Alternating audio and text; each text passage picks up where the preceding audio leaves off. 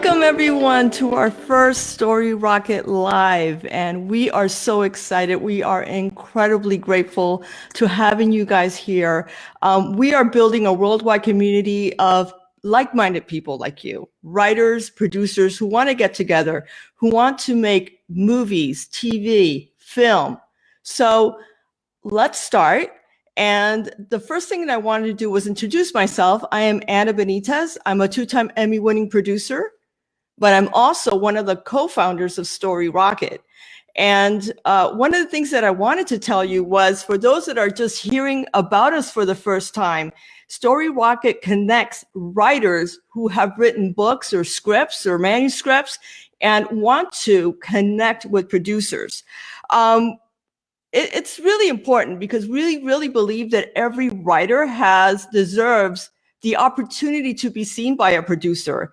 And this was not available until now, until Storyrocket came on board and really created the opportunity for writers to create pitch packages on our site and be able to be seen by producers. So one of the things that I wanted to do was to let you know that you guys are not alone. Writers are normally alone, and I understand how tough that is, but you have us to be on your journey together. And one of the things that Helen Keller says, and we're going to quote her today, is alone we can do so little, but together we can do so much. You know, thank you, Helen Keller. These pictures are real pictures that we saw. Those are part of our members. We have thousands of members across the world, and we are so happy. So with this path that you're not taking, we know it's not easy. We know it's a long one, but you are not alone, like I said, and I am not alone. So I am so thrilled to present my co-host. She's an amazing lady. When you meet her, you're just going to fall in love with her like I did. Her name is Danielle Vann. Danielle, are you with us? I think Danielle's going to be with us in a second. I'm here. Oh, that is amazing. And by the way, I couldn't ask for a better person to be with tonight either. I'm so excited to be with all of you too.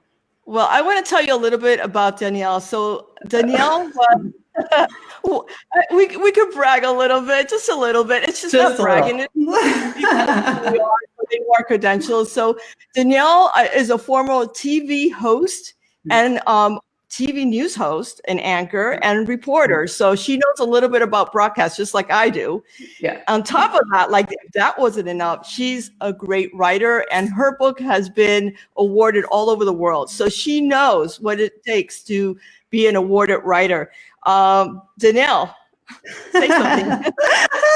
Yes.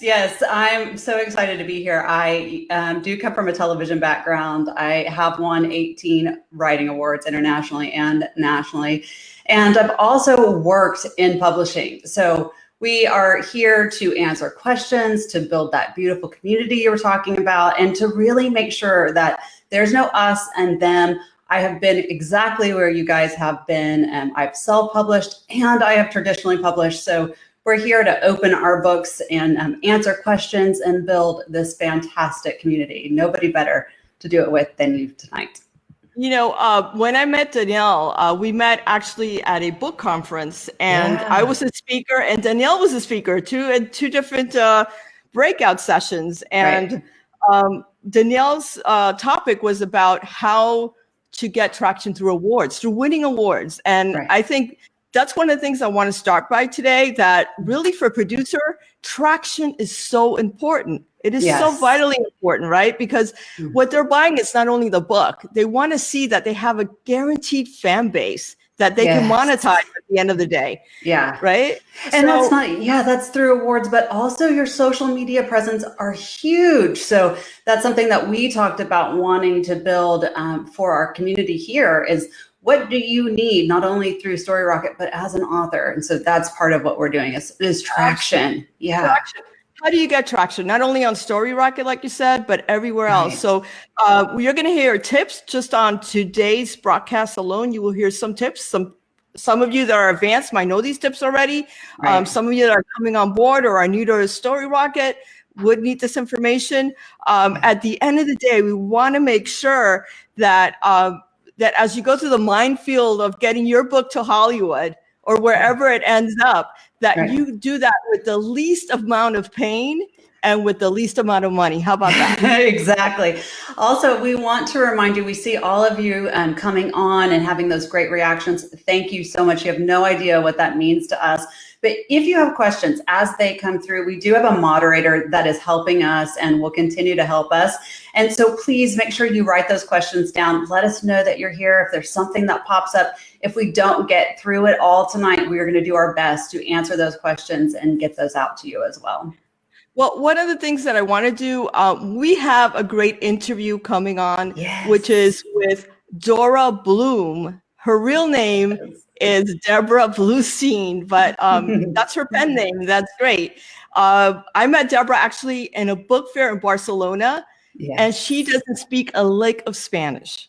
So that's how takes some brave. guts. Yes. Yeah, that's how brave this woman is. But she's done a lot of incredible things, and a lot of them after the age of 50. She is now, I don't know, maybe in her young 70s. I don't know. She's just amazing. I can't believe you're telling everybody that. Maybe she didn't want that.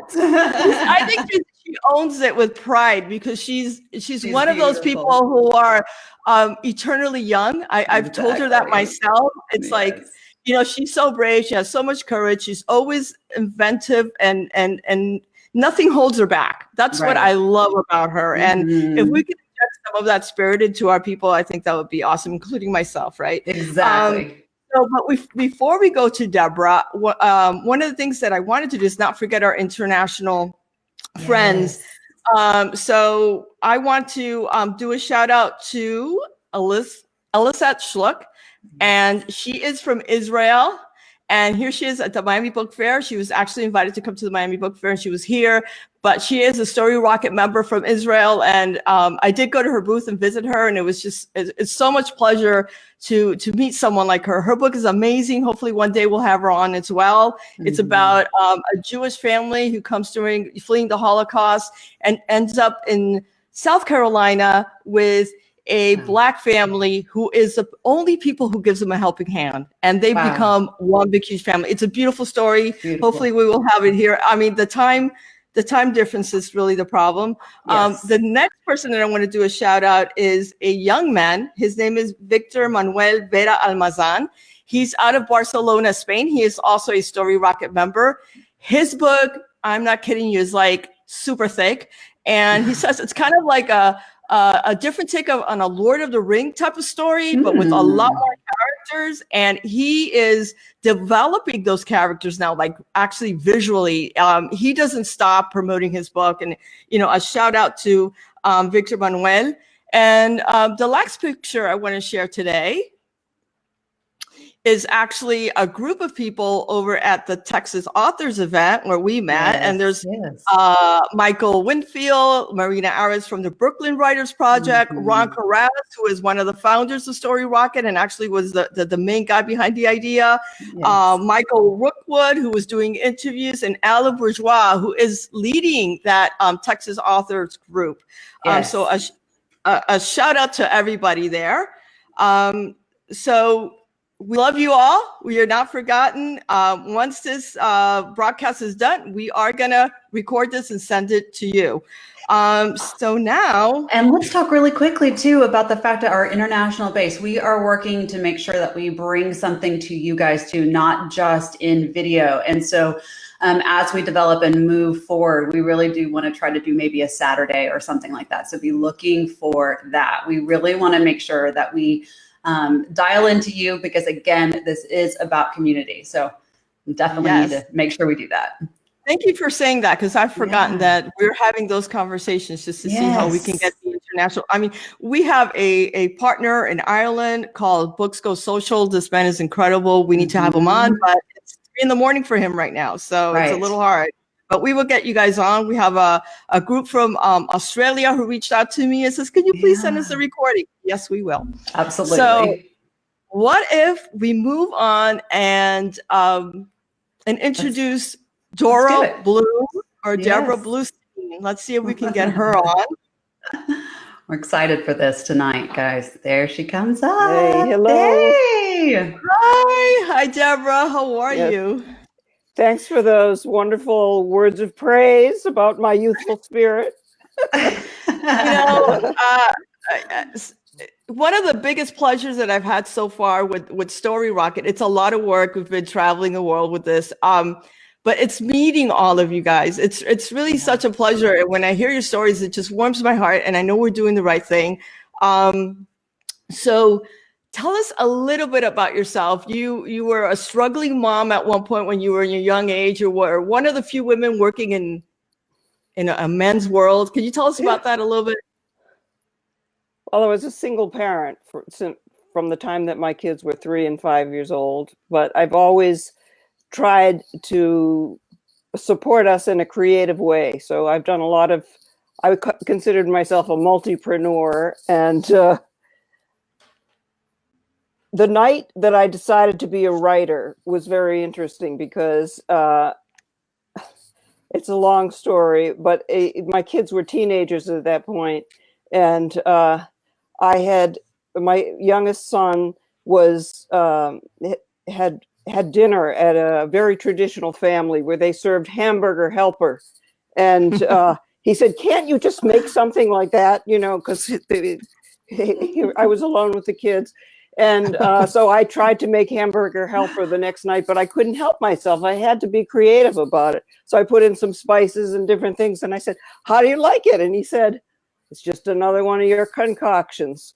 So that night I went out, I had been taking writing classes, but I went out to the bookstore and saw this book, Becoming a Writer by Dorothea Brand. And there was just so much humor, even though it was hard work, there was just so much humor in being a single parent. I just wanted to write about it and do something that had a beginning, middle, and an end to it. And so that was the beginning of my passion for writing, although I had been keeping journals since 1962. So going back to the table, I got an MFA 30 years after my undergraduate degree. Wow. Well, you were in your 50s, right? And I think your kids were graduating from college or something like that. And you decided, I'm going to get a master's of, my late 40s, right? I went back to school. Yeah. That's incredible. What made you decide that that was really what you're going to do, other than this passion? Because there's many of us that are writers that say, well, this is our passion, and maybe we just have a Bachelor of Arts or something. But what made you take that next step? It was the fascination with the inconsistencies of human beings, and that actually the novel that I wrote is about the inconsistencies. You don't have all good characters and all bad characters, but I had been a visual artist, and I remember one night trying to draw a picture of an amaryllis because it was so gorgeous, and I felt like it was static. But when you're writing, there's a narrative arc.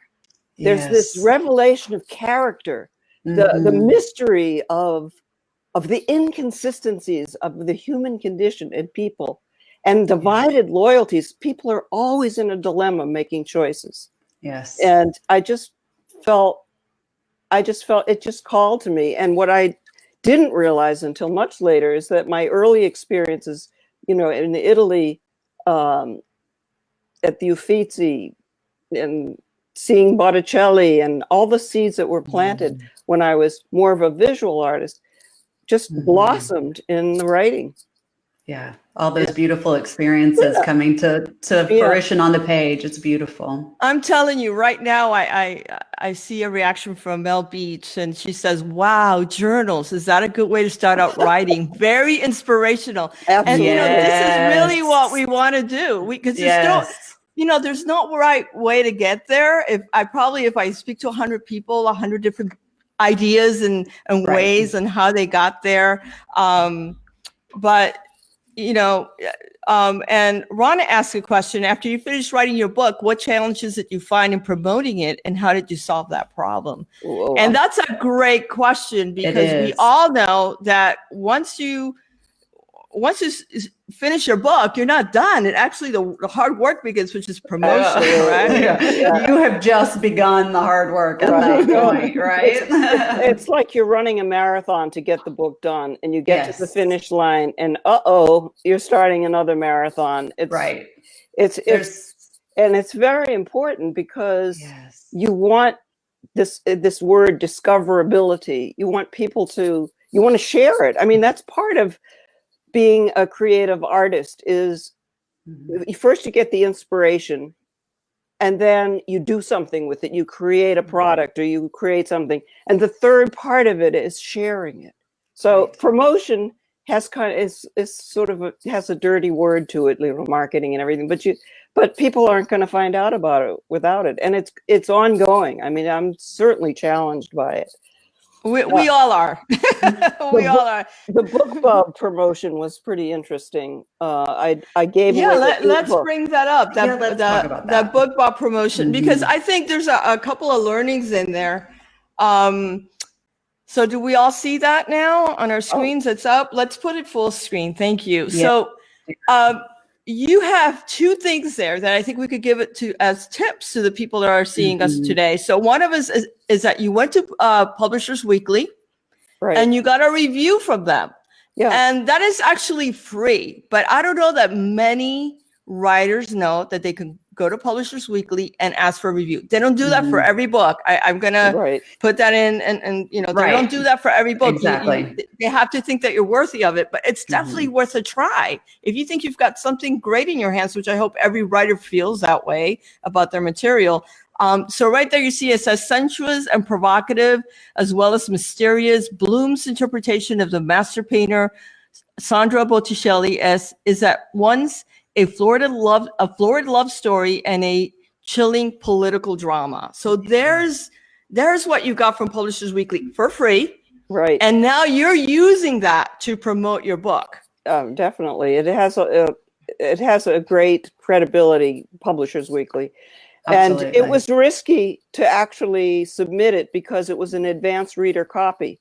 It hadn't been fully proofread, but the suggestion is that you try to get some reviews before the release date. So you just take a chance. And I was very pleased that they agreed to review it. Also, there was an article in ArtNet News that was written by Sarah Cascone about Botticelli. And I just sent her a Facebook messenger saying, if you're interested in Botticelli, I just wrote a book about it. I didn't expect to hear from her. 6 weeks later, she sent me a message. She ended up requesting a copy of the book, which I sent her. She wrote a fabulous review, and then it was recommended as one of the 15 best summer reads for 2017.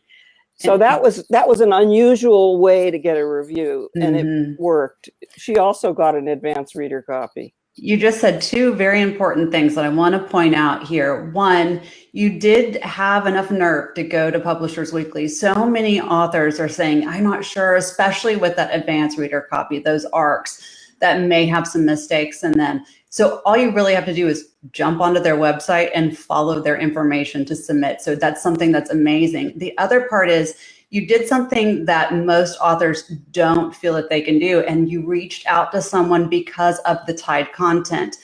That is part of building your foundation, which you clearly have done, but so many people get their hands tied not doing that. That's part of your marketing. It's so important. And then when you have those reviews, they go back into Storyrocket. Producers are looking for that. Yes, that is validation, and that is definitely traction. And we have a comment here from Brian Fitzpatrick. Thank you, Brian. He says, reviews by high-profile sources is worth its weight in gold. So, amen. We're all preaching to the choir here. So that's great. So the other thing you did, and I want to bring up the same one up again, full screen. Let me see. Let's go back to it. Is that you were chosen by BookBob. And thank you. I have a moderator who's trying to do her best here with all the visuals, and I'm sending her back. I'm sending her back, but here it is. So you were also chosen by BookBob. So some of you writers might have heard of BookBob, some might have not. So BookBob must choose you It's not like you automatically get chosen or just put up your book. They must choose you. So they do review books and they decide which ones are worthy enough to send out. But you do get a lot of people downloading your book. So tell us about that experience. Well, I was actually, you can't believe everything that people tell you. For example, I heard that if you're an independent publisher, BookBub wouldn't take you. If you don't have a series, BookBub wouldn't take you. And I am doing a series. This is a trilogy. I'm in the middle of the second book. I've just finished the first draft, which it doesn't mean much. There's a lot more to go. But anyway, I just took a chance, and I applied, and I guess they get 200 or 300 applicants a day, out of which they take 10 to 20% to agree to promote your book.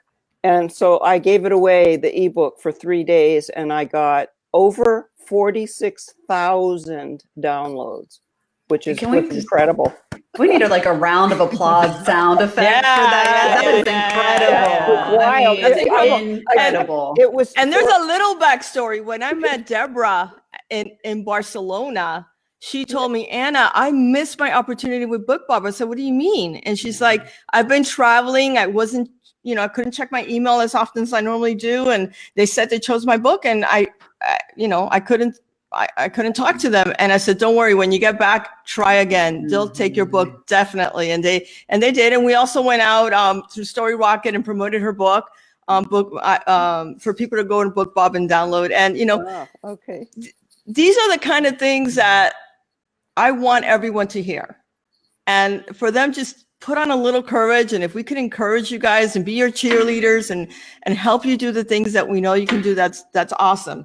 So we're going to go now to the our Storyrocket page, because you've been doing some good things there as well. Yes. So those of you who are familiar with Storyrocket, writers come in and they create a pitch package. It's self-submitted. So I cannot say I did anything with this page. It was all her doing. So I'm just going to move through the page a little bit. So you have her title, Botticelli's Muse. And the other thing that you see on top is her own microsite. Everyone that goes on Storyrocket and creates a project gets its own microsite. So it's storyrocket.com/Botticelli's _muse. So the space is always going to be a hyphen. So that way, when you're talking to someone and you says, hey, I want to send you to Storyrocket, you could tell them, hey, check me out, storyrocket.com, the name of my book, right? So she has her cover, which is beautiful, by the way. It catches a lot of attention. Your tagline, divided loyalties, divide absolutely. I love that. A lot of people don't get their taglines right. This is a promotional line. This is not a descriptive line. You've got your few PDF samples, so I'm going to go into that really quickly. Oh, I'm not signed in. Sorry. Can't do that, but that's fine. So when you see your Storyrocket number, you add in an ISBN number, which is fantastic because that lets people know that you're serious. You've gotten your ISBN, and the ISBN ProQuest is actually taking all the metadata from your book. So all the downloads, all that information is available now. You put your location, you said you want it for television or movie. It's a book. And here are the buttons for someone to send her a message saying, I love it. I'd like to work with you. This is how producers work with you guys. Also, I'm not sure if I'm connected. Actually am. So if you see that, I just pressed on the social media buttons and her poster and her logline automatically loads. This is for you to promote super easy. So Storyrocket has 2 different ways to help you as a writer. First, to get discovered because you're in an advanced search. And the other thing is that you can go onto your social media buttons, press it, and automatically it uploads. You also did a beautiful job with your cast wish list. I love who you chose for Botticelli. And again, I'm sorry, I'm not logged in, so I can't show you guys everything. But you did a wonderful job. And part of that is you've only been on Storyrocket for a little over 3 months, and you have over 200 views already. Wow. And that is validation, and that is traction also. So we're talking about traction, how to get traction. And I'm not going to say you're our highest person with views. We already have a few people who have broken the 1,000 views. So we're thinking, what do we do with them to help them even further their way down? But I think you've done remarkably well. Storyrocket is just an easy way to really promote your book. So we've given some amazing tips, and I hope that people are saying, somebody says apply to get a BookBub deal with a question mark. So I guess they want more information about that. Yes. How to, and Mel Beach says, can't wait to get my hands on that second book. The first one's amazing, and I have to agree. So thank you. Now I want to ask you, are you ready to pitch your book? To producers? To everyone watching. Everyone. Okay. Yes. So let me get my timer ready. Let me get the timer ready. All right. We're gonna get a timer here too. So just in case our technical doesn't help. Oh, we see it there. So, perfect. My pitch is a work in progress. How's that? That is fine, and we're here to help you. The whole reason people are pitched is so that we can kind of optimistically tell you how you can make it better. So when the opportunity knocks and you talk to a producer, you can do that in an amazing way. So there is no right or wrong here, and I'll tell you, we actually sponsored the pitch finale over at Austin Film Festival. And we had 3 producers live from Hollywood, all incredible producers there. I'll share the pictures in the next live because it's really crazy. You have 400 screaming fans in a bar, and you've got a pitch. Wow. That's a little crazy, but we're making it here so much easier for you right now. There's not even, screaming fans or, waitresses. It's okay. So if you're ready, we're ready, and we're going to say together, ready, set, pitch. So Danielle, are you ready? I'm ready. Ready, set, pitch. Okay. Botticelli's Muse and the whole trilogy, which I'm calling Arno, is a fabulous opportunity for a TV series because it has compelling historical events mixed in with characters who express and are experiencing human emotions that are timeless. So people are automatically identifying with the dilemmas. And part of the underlying theme of divided loyalties, divide absolutely, are about the dilemmas that the characters have to face and the choices they make and the repercussions and the regret and the remorse and how they grow through this process. And this is one of the things about the characters that I tried to achieve in the book, is that they are all inconsistent, they're all flawed. And the ones that you think are the greatest characters in the book have their downfall as well and their flaws. And the ones that seem to be the antagonists, like, for example, Savonarola, who is the primary antagonist in the book, is also a healer. So you get this mix of characters who are inconsistent, and as one of the great gurus said, everybody wants to be happy, but we all have different ways of achieving it. And that's where the conflict comes. Yeah. All right. Oh, I wasn't watching the timer. We get to be like nasty about that. We don't mean to be. No. So we don't want to scare anyone. You we didn't actually tell me want I was going to be a guinea pig. I know. Okay. It works beautifully. we want to invite people to come onto our next live and say, I want to pitch. And great. So I'm going to tell you. So we're actually, it's a 10 point that you can get. And the first 5 points are based on the quality of your concept. And the second 5 points are based on the quality of your pitch. So the quality of your concept means how great your book is, how good it is for an adaptation, because not all books are great to be adapted into a series. I love that you started by saying this is a TV series. Mm-hmm. I love that you said that from the get-go, because some people pitch, and are you pitching me a TV series? Are you pitching me a documentary? Are you pitching me? Because your stuff is biographical, historical, but it's also romance and the romance genre. So it has a lot of different things. And sometimes people they're not sure. So I love from the get-go you said this is a TV series. I did like what you said about the conflict, but I didn't hear enough about the conflict. And I didn't hear enough about the main character. So okay. My suggestion to you is you don't want to put out all your characters because it's too confusing. You want to make sure that the producer endears themselves to 2 characters. So if you can say, this book, Botticelli's Muse, is about Botticelli and his muse, so-and-so, and just talk a little about them and then talk about that conflict. Mm-hmm. I think that would be a lot stronger of a pitch.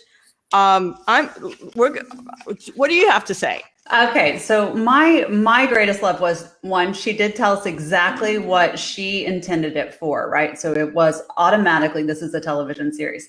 The other thing that I love that is so necessary in all of your pitches is to give us certain little hit points. You gave us the value of it, the arc, the hook, a bit of plot. I felt like it probably could have been a little bit longer in the plot, or a little more, not necessarily longer, but more defined. And you also gave us characters. My other point to you is exactly what you just brought up, is there was a little bit too many, and one was at the beginning and one was at the end. So we need to know who our main people are together and kind of closer to the front. But you gave us all of the value, the hook, the arc, and exactly what you were intending, which is necessary. So are you ready for your score? Or which one are we doing first? Yes, we're going to give her a score. Okay. So I'm going to show my score. You know what? I'm going to go with my heart. I'm just going to go with my heart. I already did. How can you do that? Listen, I've already got it. Woo! 1 out of 5. 1 out of 5 to do a 10. What are you talking about? You got a 10. You got a 15.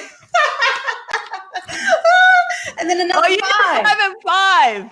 Okay, you did it separate, and I just did it together. So you got both 10. You did both 10s. Yeah. I got a 10 from both of you? Yeah. You did. So she did hers. She did hers in separate. She put the quality of your concept as a 5, and she did the quality of your pitch as a 5. So she gave you a 10, and I gave you an overall 10. Yeah. So your feedback was awesome. Really, very helpful. And as you know, Danielle, writing the log line is the hardest thing. Amen. I can write a whole novel, but doing that log line is like ripping your hair out. Yeah, I'm gonna. The log. Go line, ahead. The log line that I've done before, which I should have remembered when I did this pitch, it does narrow it down to Botticelli and his conflicts. Exactly. And I just need to memorize that. I could have inserted that, but thank you. That was very instructive. Yes. What we're gonna actually the log line is so important, Deborah, and thank you for pointing that out. And you have an excellent log line. I'm hoping that maybe our moderator can pull that up again. Your log line is so good, and it's really important to do that. And people don't understand what it is or why it's important to producers. And I see some of the projects that look really great, but they don't even have a log line on it. So we want to be able to help everyone with that. And I think we're going to dedicate one show to log lines. How about that? Oh, yeah, we've already talked about that. That was something that we really feel is so important. Not only does it help you on Storyrocket, but if you are a self-published author that then you want to move into an agent type situation, that log line is everything. It is your lead-in for your query letter. Absolutely. So go ahead and clean that up now and get it there and have it tested on Storyrocket before you start submitting. It's so necessary. I think has she got it on the screen? I have it on the screen. Yeah. So her logline reads: Italian Renaissance artist struggles against patrons.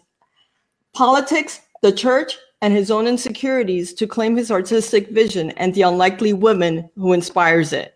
That kind of says it all. That is so hard to do in 1 or 2 sentences, but it's so crucial. And I'll tell you like a brief little history of the logline. So back in the day when people gave production companies their scripts, actually printed scripts, what would happen is that producers will look at the spine, right? You have your book like that and you look at the spine. Well, on the spine was the log line. And a lot of it depended on what your log line looked like if a producer was going to pull it out of the stack, right? The stack of things that were there. So that's so important. It's still important today. It's the first thing they'll look at if you're a trained producer.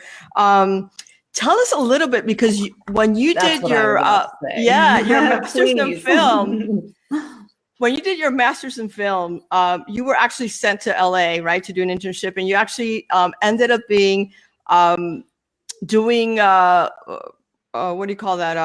Coverage. Internship. Coverage. No, coverage. Coverage. Okay, so we got to go back a little bit and see what that is. So basically, until Storyrocket was born not too long ago, that was the way things are still sometimes. Production companies get a book or get a script and someone has to read through them and give them their opinion, and that's called coverage. It takes a long time. It's tedious. It's a lengthy process. And that's what she did for 3 different production companies while she was in LA. So talk to us about it so people can just get an idea of what happens behind the scenes. Right. Well, these were 3 internships, and one of the books that really clarified how to do coverage was called Reading for a Living. And coverage is very, very specific in terms of what the document looks like, what you're evaluating, and writing an entire synopsis without any kind of critical feedback. It has to be just very, you read the screenplay, whether you like it or not, you have to do a synopsis. This was single space. And then but you also had to create a log line. You had to, in 1 sentence, I was just going to try to create one, divorced father finds out that his 3rd daughter isn't his own and jumps off the bridge, something. But the basic, the whole story, the conflict is in that log line. And then you evaluate the different parts of the screenplay, you do the synopsis, and then you actually say, you give a recommendation for the company to consider the document, to pass on it, or to absolutely encourage them to do it. And it was a tremendous learning experience. I loved doing it. And I did it for 2 production companies and a literary agency. I think what was Dolly Parton company, right? When she had her film company. It was called $100 Productions. That was the name of her company. Yeah. And the other company was, another one of the companies was Kirstie Alley's company, True Blue Productions. Yeah. So guys, a lot of times people say, I can't believe an intern is actually the first gatekeeper in a production company, but it is. So and you just said the most important thing too on both sides is not only is it in production companies, it's happening inside the literary agencies too. So it's it's sometimes your work doesn't even get to that agent. It's being stopped at that very first ground zero. So you must do everything you can, one, to get that log line perfect, that synopsis perfect, and your query letter as well, which is what you were reading and doing as well on all ends. So we have another message here from Dana Brantley, and she says logline session would rock. I've seen a couple of those. Letters. Yes, I've seen a couple. We are going to do that. Paul James said something very similar to that too. He said he needed that, so we're definitely going to put that together for you guys. And we've got, let me tell you, you've got claps, you've got nice jobs, we have great feedback, we have a lot of great, comments from everybody. Thank you so much. We're coming to the end of our broadcast. I want to thank so much, Deborah. You've been such a beautiful, beautiful guest. Your you. book is amazing and needs to get produced. So producers out there, we're going to get this video to producers out there. And you know what? Yes, she has the book. Yes. Let that be a lesson to everyone. I was waiting. Thank you for that. Yeah. Joe, my Lord. What can I say? So Can I give them a tip? A very quick tip. When this book was, before it was finally proofread, before it was even an advanced reader copy, for my own spirit, I had it printed up at one of those espresso prints, so I could hold it in my hands, even though it wasn't ready to be submitted. So I love it. It helps you remember what you're doing. So that's advice just for your spirit. Oh my God, that is so beautiful, and that's what we want to do. So, we've already answered a lot of the questions and the comments. Yes. So we're gonna say goodbye to Deborah first, and Deborah, we're gonna send you some Storyrocket love, and that goes like this: rocket and heart, and that goes to you. And we love you to pieces. Thank you for being so brave. Thank you for sharing your story, and I'm sure that we're gonna be able to help a lot of people. Our next live, for people who want to know, it's going to be on March 5th, Tuesday, March 5th. And we are working on an international date, something that happens in the morning for our international members.